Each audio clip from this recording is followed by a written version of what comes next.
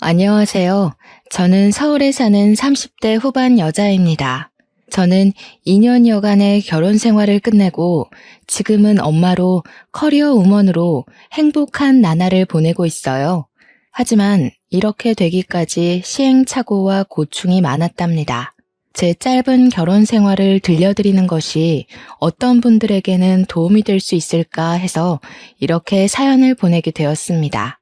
요즘 젊은 사람들은 결혼 생각이 없다고들 하죠. 저도 그랬어요. 결혼 자체에 부정적이라기보다 결혼보다 일로서 자아 실현을 하고 싶은 마음이 컸죠. 한국은 OECD 국가 중 여성 임원 비율이 가장 낮다고 하잖아요.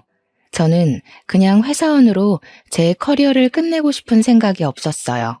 저는 대학생 때부터 회사에 들어가면 높은 자리로 올라가고 싶다는 야망을 품었습니다. 물론 현실은 녹록지 않았죠. 제 꿈이었던 광고업계에 들어갔지만 박봉인데다 매일매일 살인적인 스케줄로 다크서클만 늘어갔어요. 한 달에 야근하는 날이 15일 이상이었으니 말 다 했죠. 이래저래 치이다 보니 짧은 연애만 반복하다 30이 훌쩍 넘어 있었습니다. 저에게 다가오는 남자들은 저처럼 일 좋아하고 야망이 있는 남자들이었어요. 서로 일 욕심이 있고 관계 자체에 쏟는 시간이 적다 보니 자연스레 관계가 금방 헐거워지곤 했죠. 그래도 괜찮았습니다. 저한테는 목표가 있었으니까요.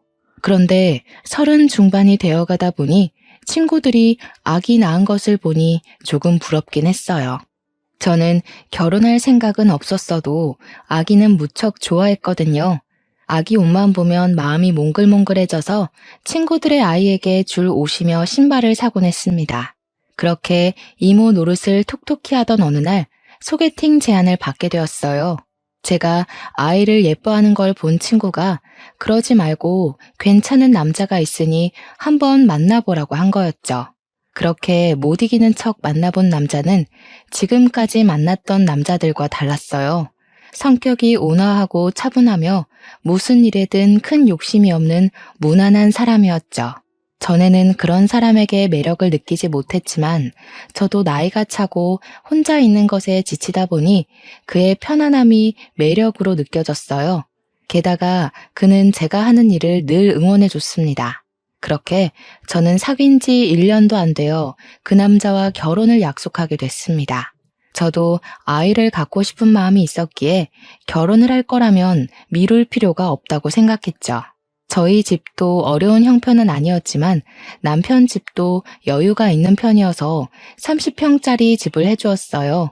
요즘 시대에 빚 없이 집 사서 결혼하는 사람은 얼마 없다면서 주변에서 다들 부러워했죠. 처음에는 행복했습니다. 서로 동갑내기다 보니 뭘 해도 소꿉장난하는 것처럼 재미있게 할 수 있었어요. 하지만 시간이 갈수록 가사 분담 문제가 제 골치를 아프게 했습니다. 막내 아들로 귀하게 자란 남편은 집에서 손가락도 까딱 안 하는 걸 당연하게 여기며 살아온 사람이었죠. 그래도 결혼했으니 자기도 집안일을 하겠다고 말했지만 완전 수박 겉핥기 하듯 했습니다. 직장인들은 주말이면 청소며 빨래며 구석구석 할 일이 많잖아요. 하다못해 냉장고 정리도 해야 하고요. 그런데 남편은 집안일을 할 때 자기가 먼저 나서거나 주도적으로 하는 법이 절대 없었습니다. 말하기 전까지는 아무것도 안 하다가 보다 못한 제가 이것 좀 하라고 시키면 그것만 하고 소파로 가서 드러눕기 일쑤였죠. 오늘 우리 빨래도 해야 하고 화장실 청소도 해야 돼. 싱크대랑 가스레인지도 더러우니까 닦아야 하고 오늘은 누워있지만 말고 좀 적극적으로 해봐. 집안일은 도와주는 게 아니고 같이 하는 거라고 말했잖아. 아니, 하라는 대로 다 했는데 왜 자꾸 뭐라 그러는 거야? 우리 엄마는 나더러 주말에는 쉬라고 그랬는데 가만 보면 자기는 일 중독이야. 주말에는 쉬어야지. 주중에도 일하고 주말에도 일하면 도대체 언제 쉬어? 나는 혼자 쉬는 시간이 필요한 사람이라고. 나 좀 내버려둬. 사람이 둘이라 집안일은 2배인데 남편은 10분의 1목밖에 일을 하지 않았어요. 잔소리하며 일 시키는 게 사람 피곤하게만 하는 일일까봐 웬만하면 그냥 내가 하고 말지 하고 몇 번 넘어갔던 게 남편의 무책임한 태도를 더욱 굳히는 일이 되고 말았습니다. 남편에게 주말은 청소기나 한번 돌리고 하루 종일 게임을 하거나 유튜브를 보는 날일 뿐이었어요. 그러면서도 집안 행사가 있을 때면 자기가 집에서 얼마나 일을 많이 하는지 아느냐고 생색을 내곤 했습니다. 엄마 아빠는 내가 우리 집에서 얼마나 일을 많이 하는지 모를걸? 우리 지아 힘들까봐 무거운 것도 다 들어주지. 청소기 돌리는 건 이제 내 담당이야. 나는 완전 청소기랑 한 몸이라니까.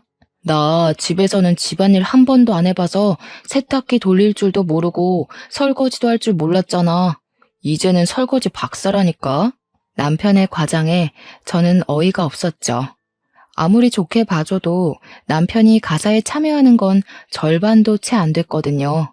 남자들에게는 집은 청소를 안 해도 깨끗하게 유지되고 음식을 먹고 나면 뒤처리는 요정이 와서 해주는 걸로 아는 게 아닐까요?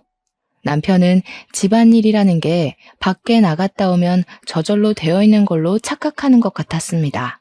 남편이 그렇게 집안일을 많이 한다면서 과장을 할 때마다 시어머니의 따가운 눈초리를 느껴야 했습니다. 감히 네가 내 귀한 아들에게 일을 시켜? 라는 기색이 역력했죠. 그렇게 귀한 아들을 집안에서 아무것도 안 하는 사람으로 키워 저를 고생시킨다는 것도 모르고 말이죠. 당신이 무슨 집안일을 그렇게 많이 한다고 시부모님 앞에서 그렇게 생색을 내? 누가 보면 우리 집 일 당신이 다 하는 줄 알겠어. 설거지도 10번이면 내가 7번 하는데 그게 어떻게 당신이 다 하는 거야? 자기야말로 뭐 그런 걸 가지고 따지고 그래. 그냥 하는 말이잖아. 그럼 내가 집에 와서 쉬지도 못하고 집안일 하는데 엄마 아빠한테 그런 말도 못해? 당신이야말로 너무하는 거 아니야? 꼭 그렇게 사사건건 시비를 걸어야 해? 남편은 좀처럼 말귀를 못 알아들었어요. 그야 자기 딴에는 그 정도가 집안일을 엄청 많이 하는 거니까요. 아내는 엄마와 달리 자기에게 일이나 시키는 마녀라도 되는 것처럼 여기고 자기 생각을 바꾸려 하지 않더군요. 슬슬 결혼을 잘못한 건가 하는 생각이 들기 시작했습니다. 그래도 그때는 결혼 초기이기도 하고 최악의 상황까지 생각하지는 않았죠. 그러다 결혼한 지 얼마 안 되어서 시아버지가 쓰러졌습니다. 평소에 늘 소화가 안 된다고 하시더니 대장암 3기 판정을 받게 된 거였어요. 상태가 좋지 않았던 시아버지는 수술받고 항암 치료를 받는 기간 내내 입원해 있었습니다. 식사도 잘 못하시고 거동도 불편하셔서 화장실을 가야 할 때마다 누군가 옆에서 도와드려야 했지요. 남편의 2살 많은 누나가 시아버지 병원과 가까운 곳에 살아서 어머니 대신 병원을 지키는 일이 많았어요. 형님 부부는 병원에서 15분 거리에서 둘이 함께 가게를 운영하고 있었습니다. 아무래도 형님이 병원에 갈 일이 많다 보니 아주버님이 혼자서 가게를 운영해야 하는 일이 자꾸 생겼죠. 2사람은 고민 끝에 가게에 아르바이트생을 두기로 했죠. 시어머니는 저희가 형님 부부에게 금전적인 부분이라도 도움을 주기를 바랐습니다. 하지만 이미 병원비의 절반 이상을 저희 부부가 대고 있는 상황이었고 형님 부부를 도와드리고 싶어도 여유가 없는 상황이었어요. 며느리가 돼가지고 시아버지가 아프다는데 와보지도 않고 너무하는 거 아니니? 나랑 우리 미연이한테 다 맡겨놓고 코빼기도 안 비친다는 게 말이 돼? 우리가 영훈이를 어떻게 키웠는데 너희들한테 이렇게 냉대를 당할 줄은 몰랐다. 솔직히 이해가 잘 안 됐습니다. 남편은 본인의 직장이 시아버지 병원이랑 가까운데도 일주일에 한 번 들를까 말까인데 남편에게는 아무 말도 안 하고 저한테만 뭐라고 하셨으니까요. 어머니 죄송해요.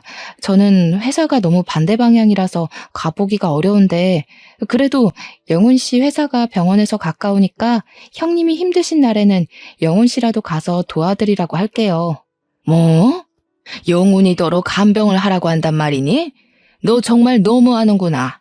집까지 사주면서 결혼시켜줬더니 영훈이한테 집안일을 다 시키는 것도 모자라서 이제는 간병까지 시키겠다는 거냐? 너는 네 일을 남편이랑 신우한테 다 떠넘기면 마음이 편하니? 어머니, 잠시만요. 말은 바로 하셔야죠. 제가 형님이나 영훈 씨한테 제 할 일을 떠넘긴 건 아니죠. 아버님 간병이 저 혼자만의 일이 아니잖아요. 엄밀히 말하면 두 사람은 자식이고 저는 며느리인데 왜 저한테 책임이 다 있는 것처럼 말하세요? 그리고 저는 영훈 씨한테 집안일 다 시킨 적 없어요. 오히려 집안일 분배가 제대로 안 돼서 더 힘들다고요. 뭐야? 집안일 분배가 제대로 안 돼? 하여튼 요즘 애들 생각하는 거하고는 무섭다 무서워. 너는 그럼 집안일을 남편이랑 5대5로 자로재듯 딱 나눠서 해야 속이 시원하다는 거니? 여자가 돼가지고. 그리고 네 친아빠가 아니니까 시아버지 돌볼 책임이 아예 없다는 거야 뭐야? 어떻게 교육받으면 그런 말이 나와? 아이고 어머니, 그런 말이 아니잖아요. 어찌 됐든 일이든 뭐든 분배가 제대로 되어야 서로 만족할 수 있죠. 한 사람이 일방적으로 일하거나 경제적인 부담을 지면 당연히 불만이 생길 수밖에 없어요. 저도 제가 이런 말을 하게 될 줄 몰랐어요. 그런데 결혼하고 보니까 어머니 말대로 자로재듯 나눠야 할지도 모른다는 생각이 드네요. 아이고, 맹랑하기 짝이 없구나. 그렇게 반반 나누는 게 좋으면 너도 네 형님이랑 나눠서 간병해야 하는 거 아니니? 그럼 집 살 때는 왜 우리 돈으로 샀어? 너 지금 살고 있는 그 집에 땡전 한 푼도 안 냈지 않니? 그럼 우리 아들이 그에 대해 억울해야겠네. 안 그래? 집 사주신다고 해서 저희가 혼수 다 한 거잖아요. 제 명의로 된 집도 아닌데 제가 그 집 때문에 빚졌다고 생각해야 하나요? 저도 아버님 아프신 거 마음 아프게 생각해요. 하지만 현실적으로 일도 늦게 끝나고 병원도 회사에서 2시간 거리인데 어떡해요. 제가 하려던 말은 형님이 간병하는 걸 마치 제 일을 대신하는 것처럼 말씀하실 필요는 없다는 거예요. 미안한 마음이 있다가도 없어질 판이었죠. 남편에게는 간병하라는 말도 안 하시면서 저만 닦다라는 게 너무 억울했어요. 저희 부부가 병원비를 가장 많이 내고 있다는 건 말도 못 꺼냈죠. 그것까지 말했다가는 아픈 시아버지 두고 계산기나 두드리는 못된 요즘 것으로 못이 박혀버릴 것 같았어요. 너무 말이 안 되는 말로 똘똘 뭉쳐있으니까 어느 것부터 반박해야 할지 알 수가 없었어요. 솔직히 제 입장에서는 할 말을 한 것뿐인데 시댁이 사준 집에 공짜로 살면서 도리는 다 하지 않는 나쁜 며느리가 된 것 같았습니다. 그래도 너무 딱딱하게 군 거 아닌가 싶어서 주말에 시간 날 때마다 시아버지에게 가보려고 노력했습니다. 친정 부모님한테는 몇 달에 한 번 갈까 말까였는데 말이죠. 문제는 남편이었습니다. 나 토요일에 아버님한테 갔다 와야 하니까 당신이 집안일 좀 해놓을 수 있지? 저번처럼 또 어머니한테 고자질하지 말고. 원래 같이 가야 하는데 당신이 일 있다고 못 가는 거니까 집안일은 제대로 해놔야 돼. 나도 갔다 와서 다음 주 발표회의 준비해야 하니까 저번처럼 대충 해놓으면 안 된다. 남편은 걱정 말라며 늘 큰 소리를 쳤지만 막상 집에 와보면 집안은 그대로였습니다. 오히려 더 어질러져 있을 때도 있었죠. 남편과 함께 병원에 갈 때도 마찬가지였어요. 시아버지 심부름부터 팔, 다리 주물러드리는 일까지 모두 다 제 차지였습니다. 남편은 환자용 침대나 의자에서 게임을 하기가 일쑤였고 아예 휴게실에 가 있을 때도 있었어요. 결혼한 지 얼마 안 돼서 알게 되었습니다. 남편은 부모랑 같이 있으면 무조건 손가락 까딱 안 하는 막내 아들 모두가 된다는 걸요. 남편이 안 하는 일은 당연히 제 차지가 되었고요. 당신 게임 좀 그만하고 아버님 화장실 좀 데려다 드려. 가습기 물도 좀 갈아놓고. 집에서든 여기서든 가만히 있는다고 일이 저절로 되는 게 아니라고 했잖아. 아이고, 그 잘난 거 하면서 지 남편한테는 아주 유세다 유세야. 너는 네 시애미랑 시누이가 일주일 내내 고생해서 시아버지 돌봤으면 입 꽉 다물고 네가 해야지 어디 남편을 들들 볶아? 내 귀한 아들이 왜 저런 취급받으면서 살아야 하는지 알 수가 없네. 시어머니는 저에게 시아버지 간병을 못 시키는 게 못내 억울하셨나 봅니다. 하루는 저를 부르더니 다음 주 주말에 아주버님 생일이니 저에게 아주버님 생일상을 차리라는 거였습니다. 그걸 왜 제가 차려야 하냐고 묻자 시어머니가 저를 잡아먹을 듯이 째려보는 거 아니겠어요?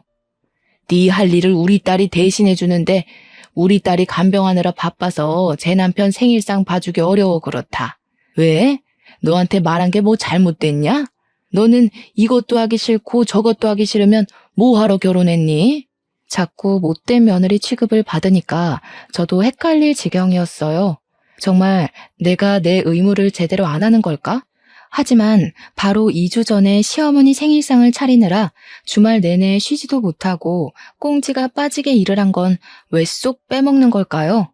혹시 집안 생일상 차리는 게 다 제 일인가요?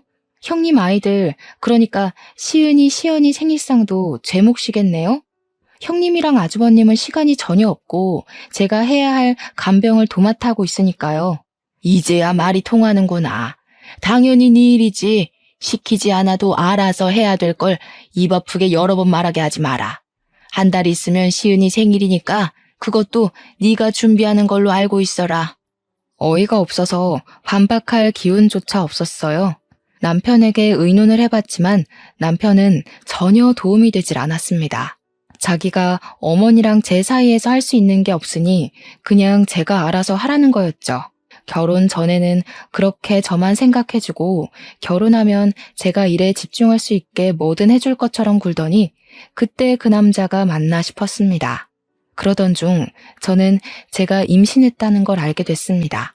임신 4개월이었어요. 결혼한 지 1년이 조금 안 되었을 때였죠. 그렇게 기다리던 임신이었건만, 그렇게 아이를 좋아했건만, 이미 지칠 대로 지쳐버린 저는 임신을 마냥 기뻐할 수가 없었어요. 슬픈 일이었죠. 그날 저는 남편에게 진지하게 다시 대화를 시도했습니다. 지금 시댁에서 나에게 하는 처사는 전혀 공평하지가 않고 아이를 낳으면 더 힘들어질까봐 진심으로 걱정이 된다고 말했습니다. 그래도 아기를 가졌다는 말에 남편은 기뻐하더군요.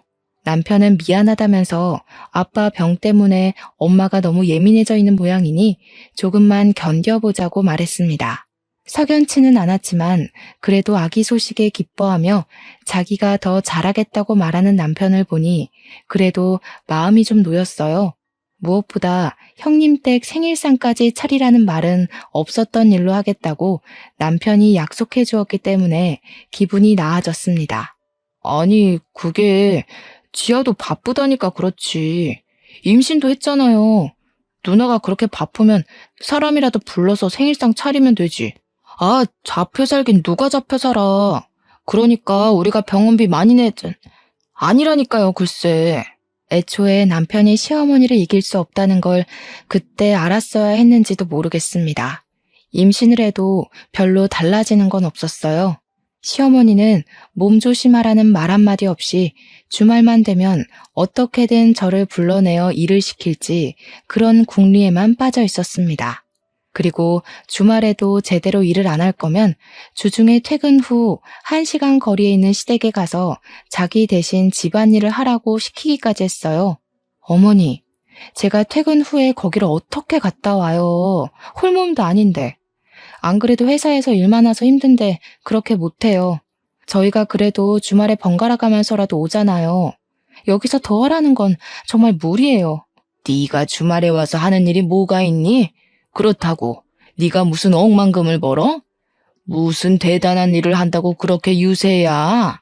그러니까 주말에 잠깐 코빼기 비추는 거 빼고는 아무것도 안 하시겠다?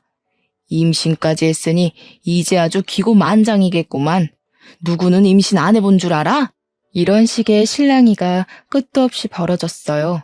시아버지 간병을 안 하니 뭐라도 하라면서 떼를 쓰는 격이었죠. 이래서야 아이 낳아서 키울 수 있으려나 걱정하고 있을 때 남편이 자기가 육아휴직 쓰겠다는 말을 꺼냈습니다. 저는 제가 맡고 있는 프로젝트가 있어서 도저히 육아휴직을 길게 쓸 수 있는 상황이 아니었어요. 남편 직장은 비교적 안정적이었고 저보다는 육아휴직을 쓸 수 있는 상황이라고 생각했기 때문에 그래도 다행이라고 생각했어요. 남편에게 여유가 생기면 시어머니와의 트러블도 좀 나아지리라 생각했거든요. 하지만 그건 제 착각이었습니다. 결혼 전 남편은 육아휴직 쓰는 게 자기 꿈이라고 노래를 불렀죠. 그런데 남편이 엉뚱한 소리를 꺼내는 게 아니겠어요? 지아야, 나 말이야. 지금 이 회사에서는 아무래도 비전이 없는 것 같아. 이대로 가다가는 나만 뒤떨어질 것 같은데. 아무래도 나 따로 자격증을 준비하는 게 맞는 것 같아. 그래서 말인데 공인중개사 자격을 딸까 하는데 마침 육아휴직도 받을 수 있고. 육아휴직 기간에 공부를 어떻게 해? 당신은 육아가 무슨 애들 장난인 줄 알아? 공부하면서 널널하게 애 볼 수 있는 거면 뭐하러 휴직까지 해가면서 애를 보겠어. 당신은 육아만 잘해도 다행이니까 괜한 소리 하지 마. 그래서 말인데 애 낳으면 엄마더러 봐달라고 하면 어떨까? 솔직히 나 혼자서 애 볼 수 있을 것 같지도 않고 그러는 게 좋을 것 같은데. 그게 무슨 말 같지도 않은 소리야? 육아휴직을 쓰는데 애를 시어머니한테 봐달라고 한다니. 당신 정신 나갔어? 절대 안 돼. 안 그래도 일 많다고 나한테 투덜대는데 애까지 보게 하면 도대체 무슨 소리를 들을 줄 알고 어떻게 육아휴직을 쓰고 애를 남한테 보게 하겠다는 생각을 할 수가 있어? 나 지금 좀 무서우려고 그래. 지아야, 제발. 나 진짜 이번에 공부해야 돼. 안 그러면 직장에서 도태되고 쪽이란 쪽은 다 당할 것 같단 말이야. 나 한 번만 봐주라. 제발. 자격증만 따면 내가 진짜 너 고생 안 시킬게. 우리 엄마 애 보는 거 가지고 싫어할 뿐 아니야. 지금 좀 역정이 나셔서 그렇지 시은이 때도 엄마가 다 봐줬잖아. 저는 남편의 간곡한 부탁에 결국 넘어갔습니다. 시아버지도 많이 나아졌으니까 그렇게 크게 부담될 일도 아닐 거라는 생각이었죠. 저는 어느덧 임신 7개월이 되어 있었고 몸이 점점 힘들어지고 있었어요. 여전히 가사에 책임감을 보이지 않는 남편에게 일 좀 하라고 잔소리를 했더니 다음날 시어머니가 집에 와 있는 게 아니겠어요. 어머니, 말도 없이 이 밤에 웬일이세요? 이 짐은 다 뭐고? 몰라서 묻는 거냐? 네가 집안일 안 한다고 영훈이한테 그렇게 닥달을 했다면서. 내 그럴 줄 알았지. 시댁 무서운 줄 모르고 남의 집 귀한 아들한테 집안일 안 한다고 타박을 해? 영훈이가 뭘 할 줄 아니? 오죽 그랬으면 영훈이가 나한테 도와달라고 그랬겠어? 여보, 이게 지금 무슨 소리야? 나 이제 몸이 조금 힘드니까 조금만 더 신경 써달라고 했지. 내가 무슨 바가지를 긁어. 그리고 그렇다고 어머니를 불러들이는 게 어디 있어? 우리 집 일은 우리끼리 해결해야지. 왜 자꾸 어머니를 끌어들여? 아니, 그게 아니고 내가 불러들였다기보다는 그냥 얘기하다 보니까 말한 것뿐이야. 근데 어차피 자기 애 낳으면 엄마한테 봐달라고 부탁드릴 생각이었잖아. 내가 지금 감당이 안 돼서 그러니까 조금 일찍 봐달라고. 문제될 거 없잖아, 응? 이게 무슨 날벼락인가요? 시어머니한테 아이를 맡기더라도 아이 낳으면 직장 가 있는 동안 잠깐만 봐달라고 할 생각이었지. 아이 낳기도 전부터 우리 집에 와 계시게 할 생각일 줄 누가 알았겠어요? 당신, 정말 이게 맞는 선택이야? 지금 이 상황에서 꼭 공부를 다시 해야 해? 애 하나 키우는 게 얼마나 큰일인데 하필이면 이때. 내가 어머니 때문에 힘들어하는 거 알면서 어떻게 이래? 이건 나더러 애 키우면서 시집살이까지 하라는 소리밖에 안 되잖아. 자기는 무슨 말을 그렇게 해? 내가 지금 놔두자고 하는 일이야? 이렇게 해서 내가 잘 돼야 아기도 잘 키울 거 아니야. 앞날도 깜깜하고 애도 태어나는데. 그럼 내가 어떻게 가만히 있어? 엄마가 와서 도와주시면 좀 어때서? 엄마가 남이야? 아빠 간병 들 때도 너희 아빠니 뭐니 그러더니 꼭 그렇게 편을 갈라야 해? 이렇게까지 이해심 없는 여자인 줄 몰랐어. 방귀 낀 놈이 성낸다더니 자기가 역정을 내는 게 아니겠어요? 남편은 저에게 따지고 있지 시어머니는 팔짱을 끼고 저를 째려보지. 저는 말 그대로 수세에 몰렸습니다. 앞날이 캄캄했습니다. 결국 그날부터 제 눈물겨운 시집살이가 시작됐죠. 아이고 집안꼴하고는 여태 제 남편 아침밥 한 번 안 차려준 꼴이 훤하구만. 우리 아들도 부처가 따로 없어. 저렇게 게을러 빠진 애랑 살면서 지 엄마한테는 밥 얻어먹는다고 거짓말까지 하고 저렇게 착해 빠져가지고 어떡할꼬. 그러니 저런 독한 여편네한테 잡혀 살지. 어머니, 저도 우유 한 잔 못 마시고 나가는데 일도 제가 더 늦게 끝나고요. 왜 저한테만 아침밥 차리라고 하세요? 아침밥이 그렇게 중요하면 필요한 사람이 차려 먹으면 되죠. 아직도 뚫린 입이라고 할 말이 남았나 보구나. 내가 여태까지 말 안 한 건 그래도 젊은 사람들을 존중해 주려고 그런 거였다. 그런데 와서 보니까 도저히 그냥 내버려 둘 수가 없구나. 너는 내가 아주 예의라는 걸 제대로 가르쳐야지 안 되겠어. 집안일도 제대로 안 하면서 어디 시애미한테 눈 똑바로 뜨고 따박따박 말대꾸를 해? 네 애미가 그렇게 가르치디? 시어머니는 임신 8개월이 다 된 저에게 집안일을 가르친다면서 사사건건 참견하고 못살게 굴기 시작했어요. 임신했다고 손가락 까딱 안 하려는 생각이거든. 꿈 깨라 이거야. 우리 때는 임신 직전까지 밭일하고 증조 할아버지 밥상까지 봐드렸다고. 너희들이 지금 하는 일이 그게 뭐 힘든 일인 줄 아니? 이 옷 개놓은 거. 이거 좀 봐라. 이런 거 하나 못하면서 무슨 말이 많아? 여기 바닥 더러운 거 보이지? 얼른 다시 닦아라. 하소연할 때가 마땅치 않았던 저는 제 친구에게 제 상황을 말했어요. 그랬더니 친구는 지금이 무슨 조선시대냐면서 저 대신 화를 내주었습니다. 지금 당장 그 집에서 나오라면서요. 하지만 그 집에서 당장 나온다고 답이 나오는 게 아니었기 때문에 저는 꾸역꾸역 버티고 있었어요. 임신한 몸으로 시어머니한테 구박당하고 사는 걸 엄마 아빠가 알면 얼마나 슬퍼할지 알았기 때문에 친정으로 가는 건 정말이지 피하고 싶었거든요. 몸은 점점 힘들어지는데 시어머니는 여전히 저를 부려먹지 못해 안달이었죠. 임신한 저에게 파스 사오라, 쓰레기 내다 버려라, 심부름 시키는 건 물론이고 아들 먹여야 한다면서 사골국까지 끓이게 했습니다. 제가 먹는 것도 아니고 영우 씨 먹을 사골국을 끓이라는 건가요? 임신한 저한테 집안일 시키는 것까지 모자라서 사골국까지 끓이라고요? 일을 시켜도 미꾸라지처럼 빠져나갈 궁리만 하면서 누가 들으면 네가 집안일을 다 아는 줄 알겠다. 네 남편 먹을 사골국 끓이라는 게 그렇게 억울해? 사골국 끓이면 다 같이 먹지 영훈이만 먹을까 봐? 생각하는 게 어쩜 저렇게 못됐을꼬. 저러니 우리 아들이 죽어나지. 얼마 뒤 시어머니가 그때까지 요양원에 있던 시아버지를 저희 집으로 데리고 들어왔습니다. 저는 더 이상 말할 힘도 없었지만 그래도 제 허락 없이 시어머니에 이어 시아버지까지 데리고 들어온 것에 대해 남편에게 따졌습니다. 그랬더니 남편이 한다는 말이 어차피 자기 집인데 무슨 상관이냐는 거였어요. 집 명의가 자기 앞으로 되어 있으니 자기 마음대로 해도 된다는 말이었죠. 기가 막히고 코가 막힐 노릇이었습니다. 시어머니는 저에게 시아버지 밥상을 제대로 차리라면서 또 사람을 들들 볶기 시작했고요.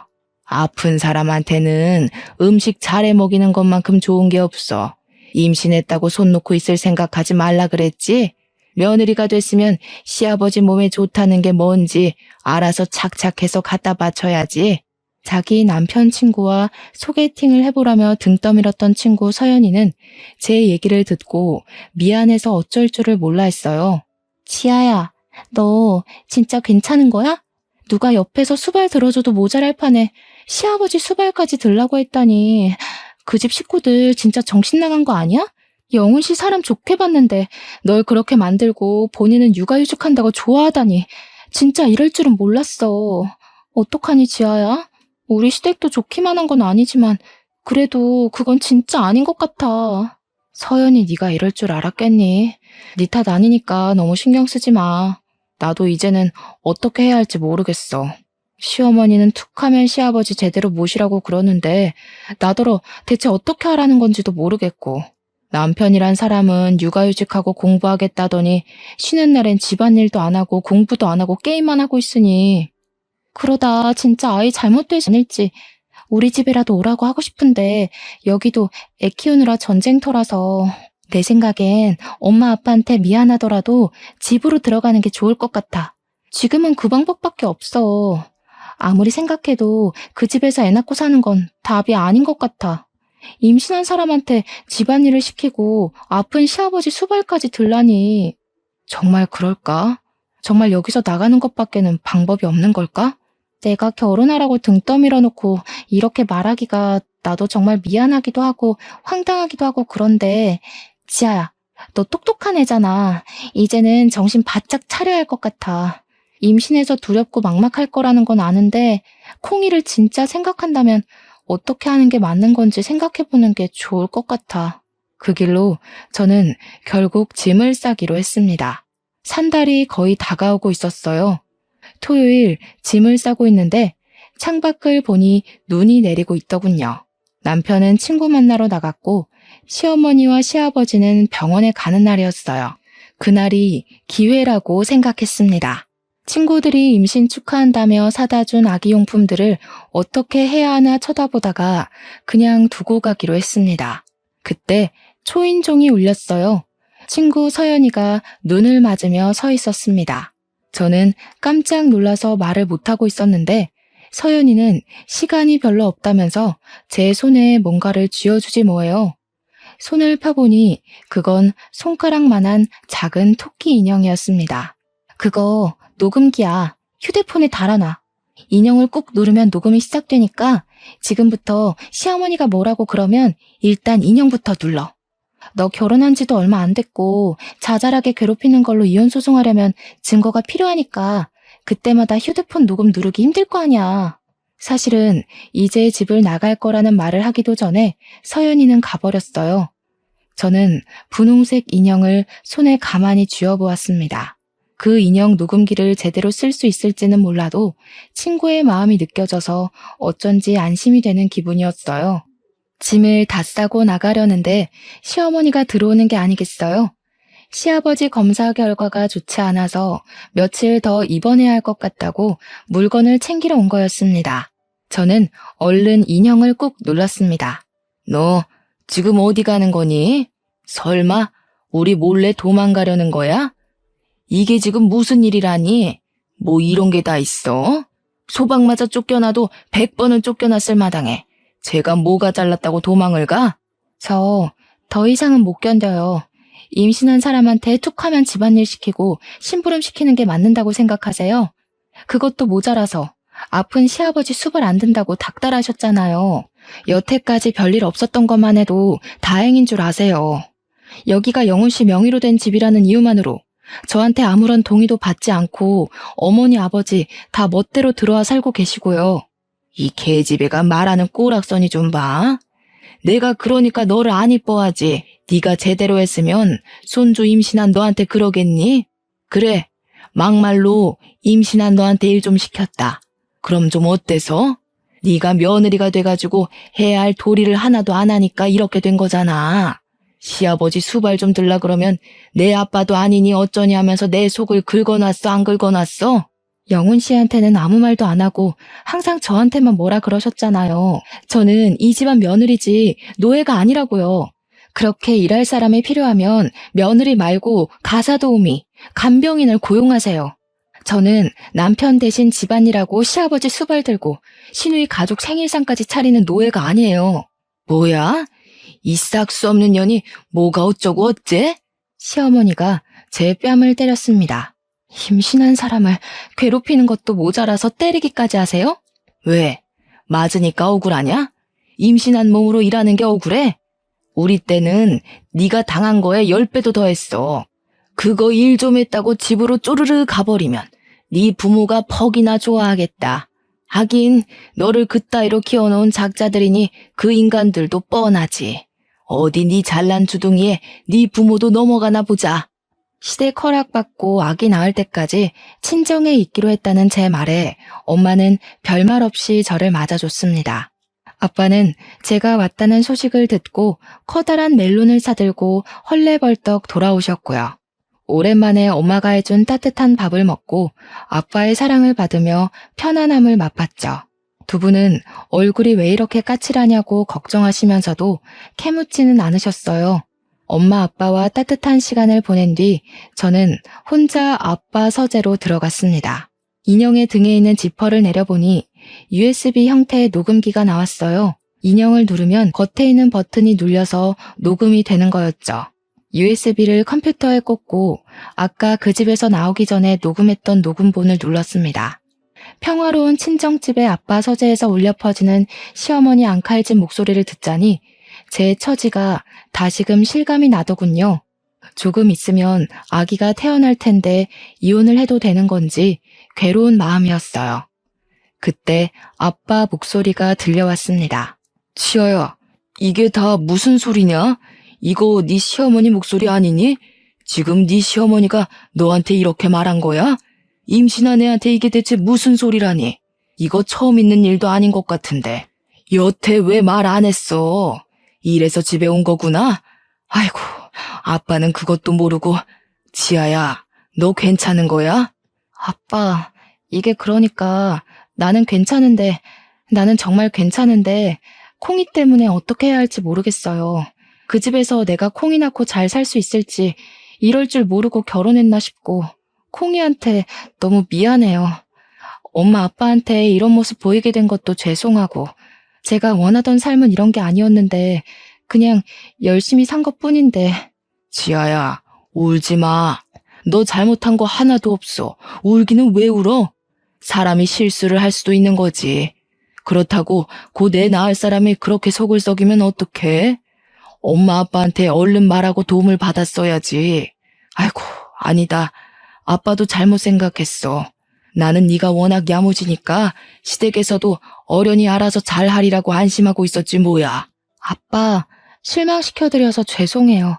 잘 사는 모습 보여드리고 싶었는데 예쁜 손주 낳아서 행복하게 해드리고 싶었는데. 이 녀석아, 우리는 네가 있는 것만으로도 행복해. 네가 네 꿈을 향해 열심히 나아가는 게 얼마나 자랑스러웠다고. 이훈 그거 까짓 거 별거 아니야. 아빠 친구 세용이 알지? 걔 딸이 이혼 전문 변호사인데 들어보니까 별별 더러운 꼴이 다 있더라고. 이혼을 쉽게 하는 건 아니지만 아니다 싶으면 빨리 하는 것도 답이야. 아빠가 잘 알아봐 줄 테니까 걱정하지 말고. 아빠 얘기를 들은 엄마는 자고 있는 저한테 와서 한참을 머리를 쓰다듬으셨어요. 저는 잠에서 깼지만 눈물이 나는 게 들킬까봐 가만히 있었죠. 엄마도 저도 조용히 울었습니다. 콩이는 무사히 세상에 나왔습니다. 시어머니의 핍박이 없는 곳에서 마음이 편하게 산후조리까지 했고요. 산후조리가 끝날 무렵 이혼 전문 변호사라는 아빠 친구의 딸을 만났습니다. 제 친구 서연이도 제 아이를 안고 찾아왔어요. 전 토끼 인형 녹음기가 큰 도움이 됐고 앞으로도 도움이 될 거라고 서연이에게 말해줬죠. 서연이는 제 손을 꼭 잡아줬습니다. 그리고 저는 남편과 시부모까지 기다리고 있는 집으로 돌아갔습니다. 마음은 전쟁터에 나가는 장군의 심정이나 마찬가지였어요. 저에겐 든든한 지원군이 있었고 지켜야 할 아이도 있었죠. 제가 들어가자 시어머니는 호통부터 쳤습니다. 저는 토끼 인형을 꼭 쥐고 있었죠. 아니, 이 인연이 미쳤나? 여기가 네 마음대로 드나드는 복덕방이라도 되는 줄 알아? 결혼을 했으면 참고 사는 법도 배워야지. 엄마라는 게 마음에 안 든다고 집을 뛰쳐나가? 지금 집에 환자도 있고 네가 해야 할 일이 얼마나 많은데 네가 그러고도 무사할 것 같아? 제가 오죽하면 집에서 뛰쳐나갔는지 생각은 안 해보셨어요? 임신한 사람 몸에 손댄 거부터 사과하세요. 이 년이 아직도 정신을 못 차렸어? 내가 혼자서 아들 밥 차리고 간병까지 하느라 얼마나 고생했는지 알아? 무릎 꿇고 빌어도 시원찮을 판에. 그래, 네가 네 의무를 다 안 하니까 손 좀 댔다. 어쩔래? 어머니 아들 밥 차리고 어머니 남편 간병하는 게 어떻게 제 의무가 되나요? 말이 되는 소리를 좀 하세요. 저까지 멍청해지는 것 같으니까. 어처구니 없어서 애 떨어질 지경이었던 게 한두 번인 줄 아세요? 제가 말씀드렸죠. 저는 이 집 노예가 아니라고. 당신이 아들을 아무것도 안 하는 무능한 사람으로 만들어놔서 피해본 건 저라고요. 뭐야? 이 썩을 년이 진짜 한번 당해봐야 정신을 차리겠구먼. 시어머니는 노발대발 화를 내며 제 머리채를 잡았습니다. 제가 머리채를 잡히는 걸 남편은 멀뚱멀뚱 구경만 하고 있었죠. 문 앞에서 기다리고 있던 아빠는 집안이 소란스러워지자 초인종을 눌렀고 남편이 문을 열어줬습니다. 아니, 이게 다 뭐야? 지아, 너 머리가 왜 그래? 이 여자가 임신한 딸을 뺨 때리는 것도 모자라서 이제 남의 집 귀한 딸 머리채까지 잡아? 당신만 손 있는 줄 알아? 그러니까 진작 애 교육 좀 잘 시키지 그러셨소. 사돈댁에서 애 교육을 안 시키니까 우리 아들 고생하고 나도 고생하는 거 아닙니까? 우리 딸이 무슨 의무를 다하네? 얘가 어릴 때부터 얼마나 책임감이 강하고 자기를 똑부러지게 했는데 저런 못된 여자가 있나? 자네는 뭘 그렇게 멀뚱멀뚱 서서 구경만 하고 있어? 자네야말로 남편 역할 좀 제대로 하게. 가자, 지아야. 상종을 하지 말아야지. 저렇게 무식한 인간들하고 더 얘기했다간 귀가 어떻게 될 것 같으니까. 잠깐만요, 아빠. 짐을 챙겨 나가기 전 시어머니의 뺨을 후려쳤습니다. 자기 숟가락도 못 놓는 남자들 데리고 한번 잘 살아보세요. 죽을 때까지 본인 치마폭 안에 꽁꽁 싸매서 죄 없는 다른 여자들 피해주지 마시고. 이혼 소송은 생각보다 쉽게 끝났어요. 제가 갖고 있던 녹음 파일들이 배우자 가족에게 폭력적인 대우를 받은 증거로 인정되어 위자료도 받고 양육권도 가져올 수 있었습니다. 토끼 인형을 받기 전부터 가끔씩 휴대폰으로 녹음을 해놨거든요. 결혼 기간이 짧아서 위자료가 큰 금액은 아니었지만 그건 그렇게 중요한 일이 아니었어요. 제가 마음의 평화를 찾고 제 일에 대한 열정을 찾은 게 훨씬 더 중요한 일이었으니까요. 저는 아이가 3살 되던 해에 회사에서 나와 광고회사를 차렸고 지금은 CEO로 성장해 바쁜 나날을 보내고 있습니다. 일에 대한 열정으로 업계에서 인정받아 회사를 키워나가고 있어요. 시댁에서 스트레스 받으며 있었다면 절대 이렇게 능력을 발휘하지 못했을 것 같아요. 사랑하는 딸도 무럭무럭 건강하게 잘 자라고 있고 사랑하는 가족과 친구도 있고 제 일도 키워나가는 지금이 저는 그 어느 때보다도 행복하답니다. 제 이야기는 여기까지예요.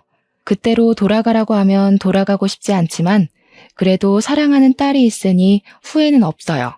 혹시라도 여러분 중에 저처럼 아이 때문에 최악의 시댁에서 빠져나오기를 주저하고 있는 분들이 있다면 주변에 의논하시고 손을 내밀어 보셨으면 좋겠다는 말씀을 드리고 싶어요. 주변에 친구가 없더라도 요즘엔 좋은 상담 기관도 많이 있으니까 혼자서 끙끙 앓지 않으셨으면 좋겠습니다. 아이도 중요하지만 무엇보다 중요한 건 우리 자신의 행복 아니겠어요? 아무튼 다들 행복하게 사세요.